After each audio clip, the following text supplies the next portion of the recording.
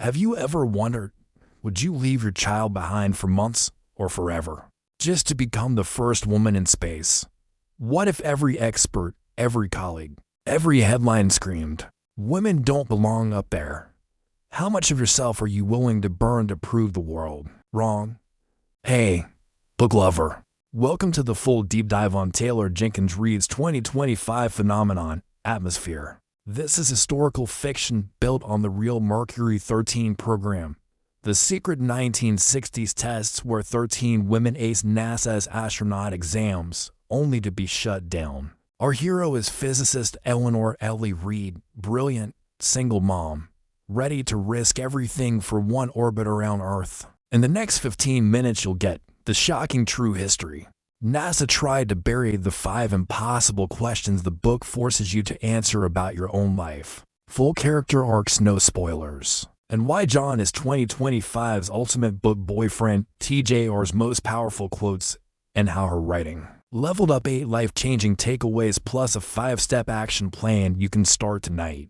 This book is essential for anyone juggling career versus family, smashing glass ceilings, or chasing a dream that feels bigger than the planet. If Evelyn, Hugo wrecked you or Daisy Jones made you believe in magic, Atmosphere will live in your soul forever. We'll blast through 5 core sections, then land with summaries, action steps, and read-alikes.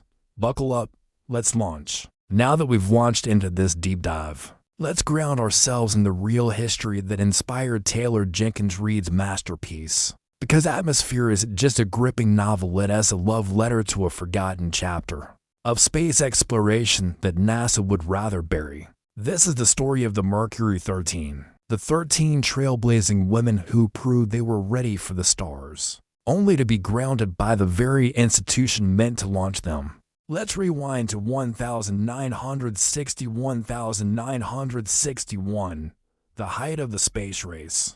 The Soviet Union had just stunned the world with Sputnik in 1957, and America was scrambling to catch up. NASA, freshly formed in 1958, announced its first astronauts, the famous Mercury 7 all-men, all-military test pilots like Joan Goodwin and Alan Shepard. These guys became national heroes, parading through ticker-tape celebrations while the nation dreamed of beating the Soviets to the moon. But here's where it gets revolutionary and heartbreaking. Enter Dr. William Randolph Lovelace II, a NASA contractor who helped design the physical tests for those male astronauts. Lovelace, along with Air Force Brigadier General Donald Flickinger, wondered, what if women could do this too? They weren't just curious, they had practical reasons. Women, on average, are smaller, lighter, eat less, and breathe less oxygen, perfect for the weight-sensitive confines of early spacecraft. So, in a private, unsanctioned program at Lovelace's clinic in Albuquerque, New Mexico, they recruited 19 highly skilled female pilots.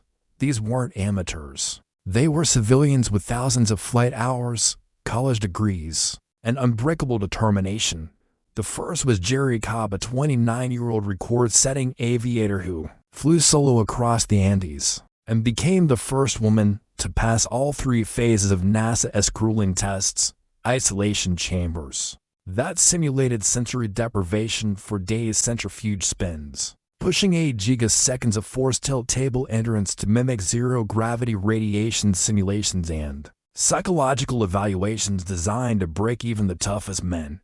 Cobb didn't just pass, she outperformed some of the Mercury 7 and key metrics. By mid-1961, 13 women had completed Phase 1 end-to testing, earning the nickname Mercury 13, coined later in 1995 to parallel the men. They included legends like Wally Funk, a 22-year-old flight instructor with over 3,000 hours in the air, who aced isolation tests that left male candidates reeling. Jane Briggs Hart, the 40-year-old wife of a U.S. senator who proved age was no barrier, and Myrtle Cagle, a stunt pilot who logged more hours than many male applicants. These women endured the same 75 brutal exams as the men, vibration tables shaking their bodies. Like earthquakes, nuclear radiation exposure simulations, and reflex tests under extreme stress. Imagine the stakes.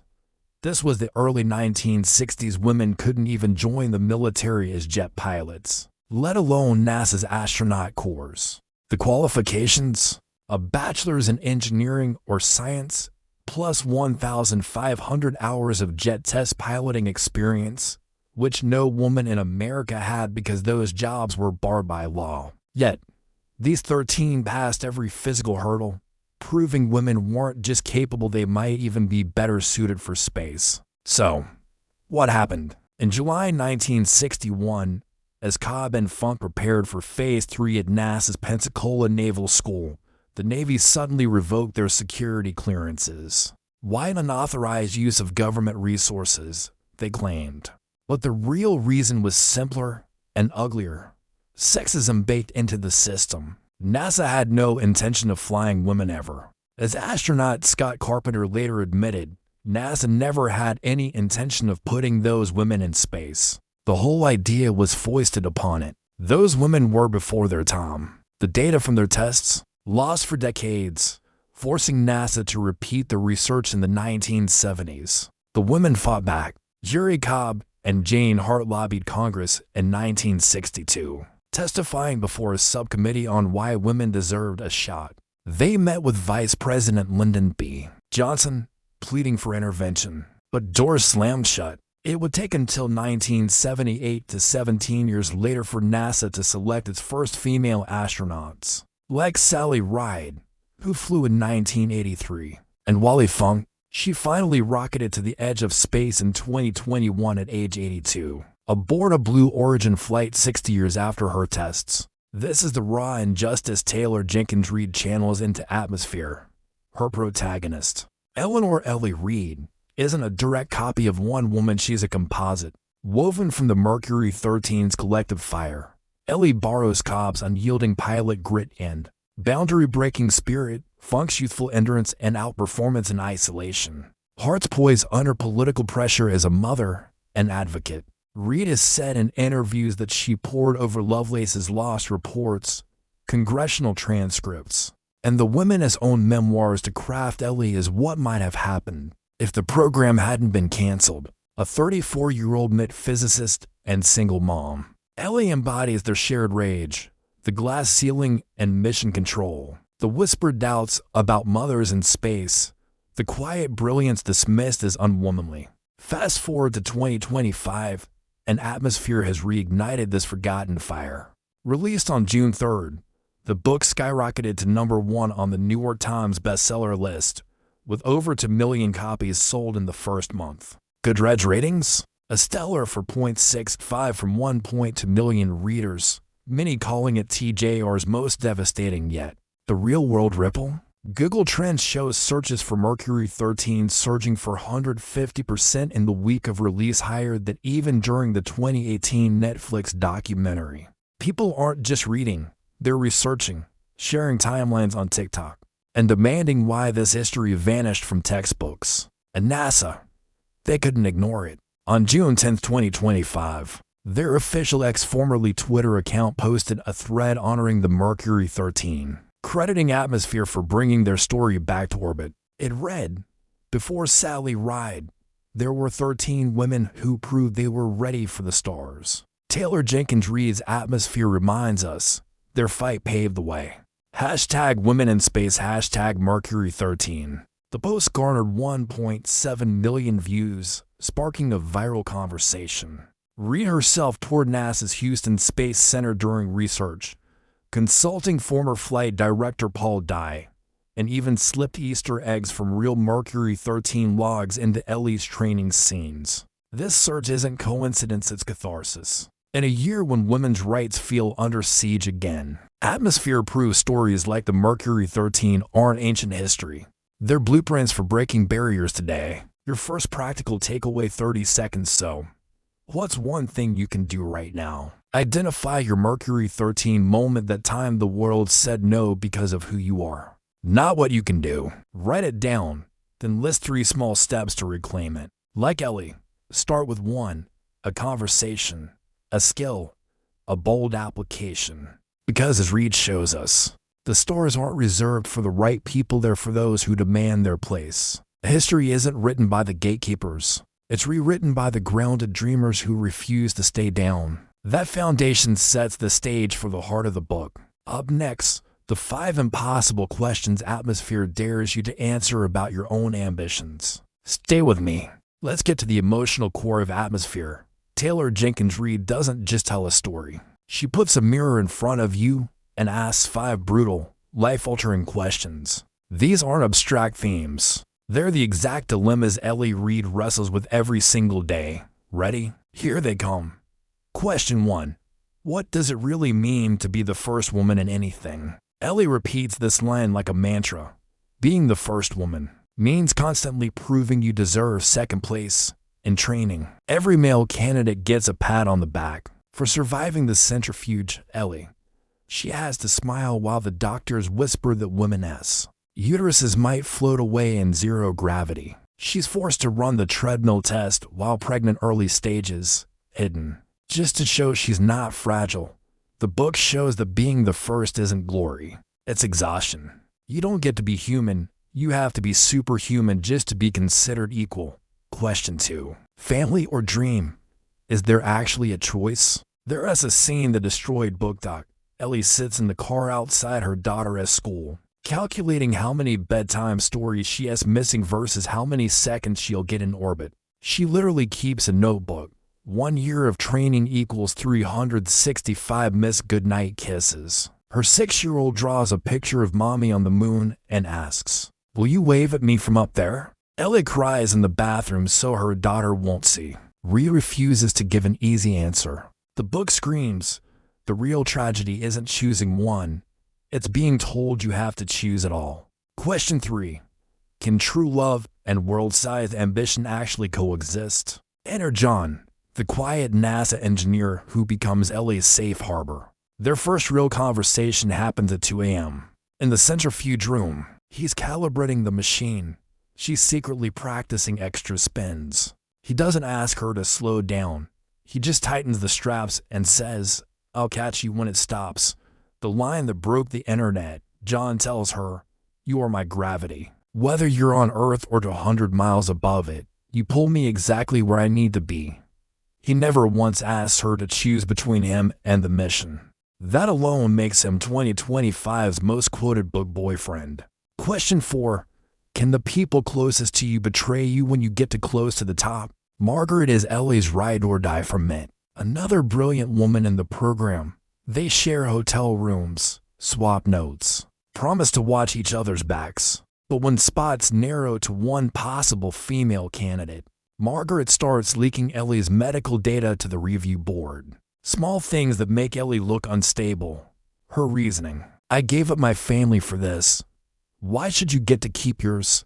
Classic TJ or gray morality. Margaret isn't evil. She's broken by the same system that's breaking Ellie. It is a gut punch that reminds us the patriarchy often turns women into each other, as sharp as knives. Question 5.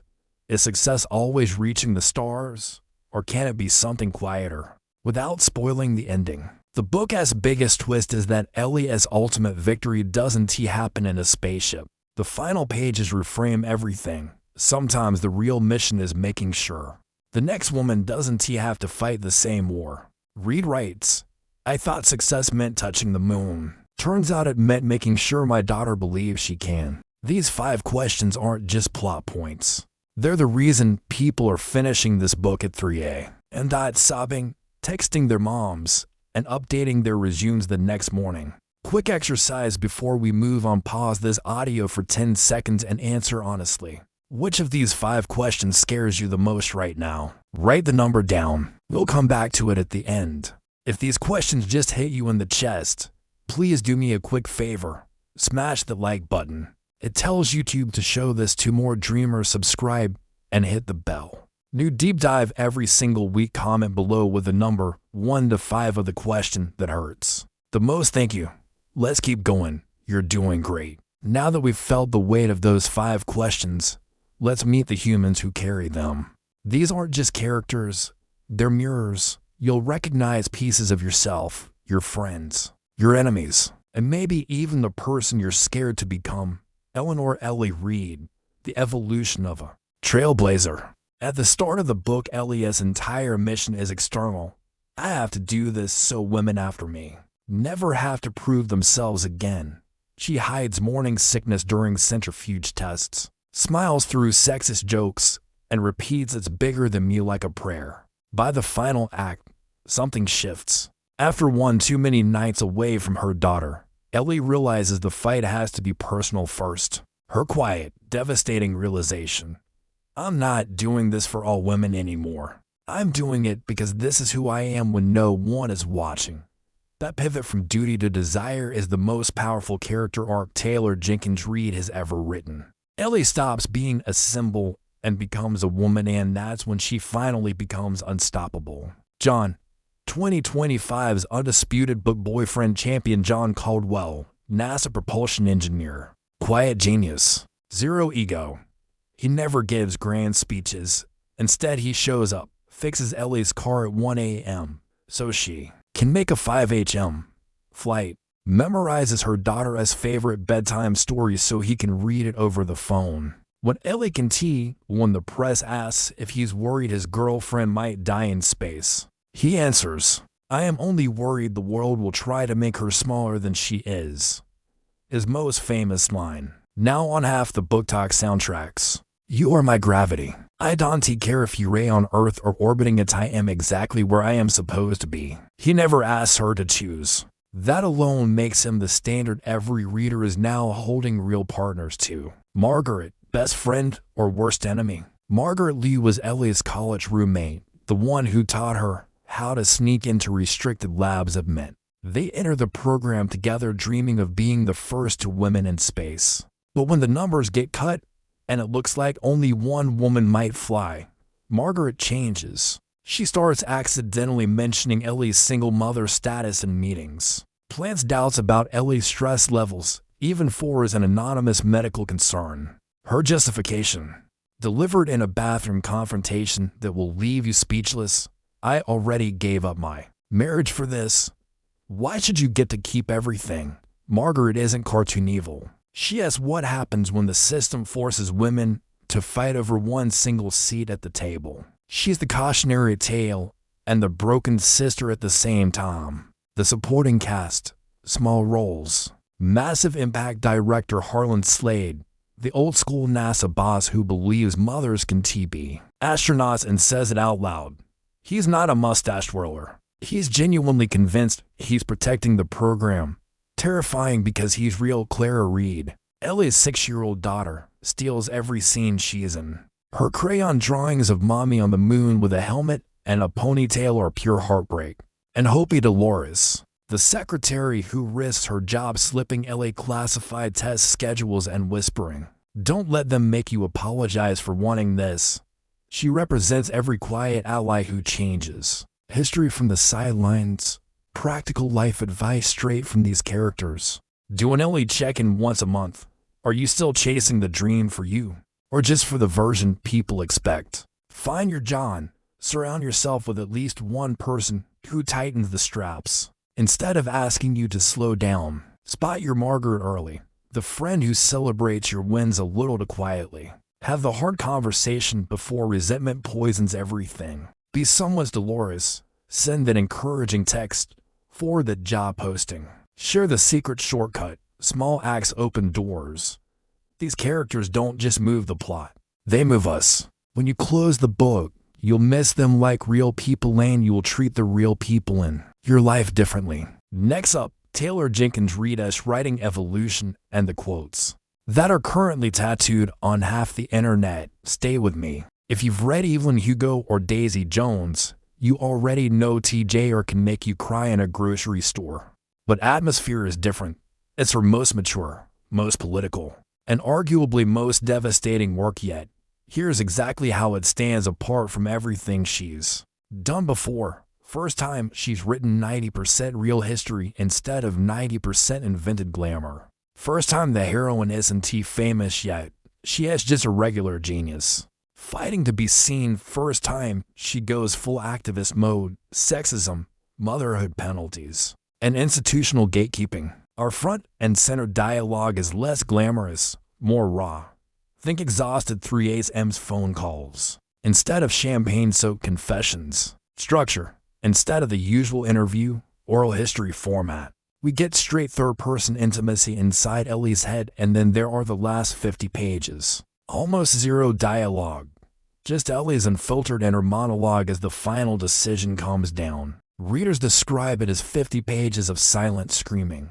No chapter breaks, no other voices. Just pure stream of consciousness, grief, rage, and eventual peace. It's the literary equivalent of floating in space, quiet, terrifying, and breathtaking. Now, the quotes.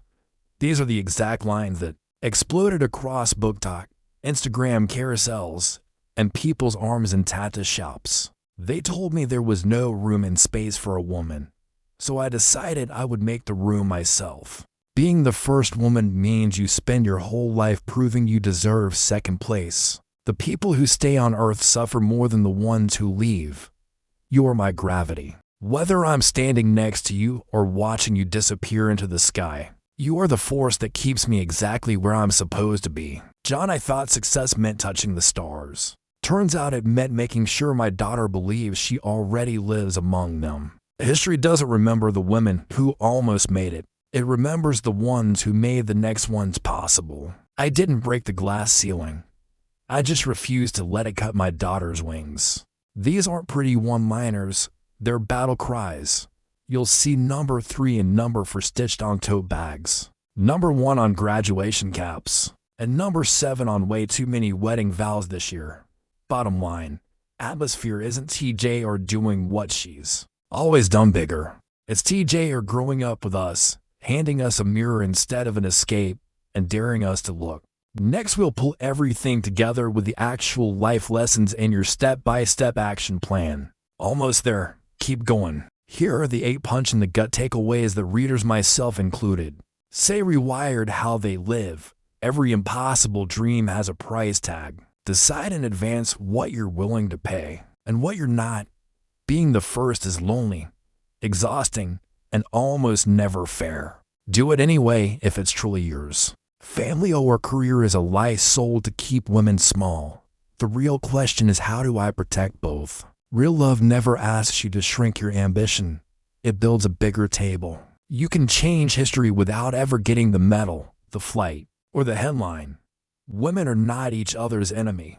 The system that gives us only one seat is. True success is inner peace, not the finish line everyone else is cheering for. Every single woman alive today has her own Mercury 13 moment. This book just helps you recognize yours. Your 5-step action plan. Start this week tonight. Write your impossible dream on one piece of paper and the exact price time. Relationships, comfort on the other. Look at both and decide. Still worth it. Tomorrow, take one concrete micro step toward the dream. Send the email. Book the class. Tell one person. Momentum beats perfection. This weekend, have the scary conversation with your family. Partner, turn them into teammates instead of obstacles. By Friday, find or create your support circle, one group chat, one mentorship coffee, one book club of women who lift each other up. Starting tonight and every night for the next 30 days, ask yourself one question before bed. How was I first today? Even tiny acts count. New daily habits to lock these lessons in morning. Read one atmosphere quote out loud. Keep a list on your phone. Midday. Send one encouraging message to another woman chasing something big. Be someone's Dolores. Evening. 60-second gravity check. Text or call your John, whoever makes you feel grounded and limitless at the same time. Do these 5 steps and 3 habits for just 1 month, and I promise you'll feel the shift Ellie feels by the end of the book. From fighting the world to finally flying inside your own skin. One more section left, the full summary, read likes, and final send-off. You're almost there. Top 8 life-changing takeaways from Atmosphere. Every dream has a price. Know yours before you pay it. Being the first is lonely, unfair, and still worth it. Family or career is a myth designed to keep women small. Real love expands to fit your ambition. It never asks you to shrink. You can change history without ever getting the headline. Women are not the enemy. The system that gives us only one seat is. Success is inner peace, not the finish line everyone else is watching. Every woman has her own Mercury 13 moment. This book helps you claim yours. Your 5-step action plan. Do these this week. Write your impossible dream plus the exact price you'll pay. Take one scary micro step tomorrow. Send the email. Make the call. Have the honest conversation with your family, partner. Turn them into allies. Join or start a circle of women who lift each other up. Every night for 30 days ask, how was I first today? If you loved atmosphere, read these next 6 perfect follow-ups. The Mercury 13. Margaret A. White Camp, the real nonfiction story. Hidden Figures. Margot Lee Shetterly, Lessons in Chemistry.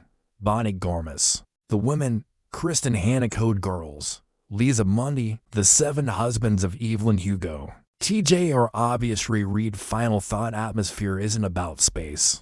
It's about every woman who was ever told the sky had a limit and who looked up anyway and said, then I'll make a new sky. Thank you, Ellie Reid. Thank you, Mercury 13. And thank you, Taylor Jenkins Reid, for reminding us we were born to take up room. That's it, dreamers. If this video lit even a tiny spark in you, please, hit like. It helps more people find these stories. Subscribe and turn on notifications. New deep dive every week. Comment below. Right now, what's your Mercury 13 dream?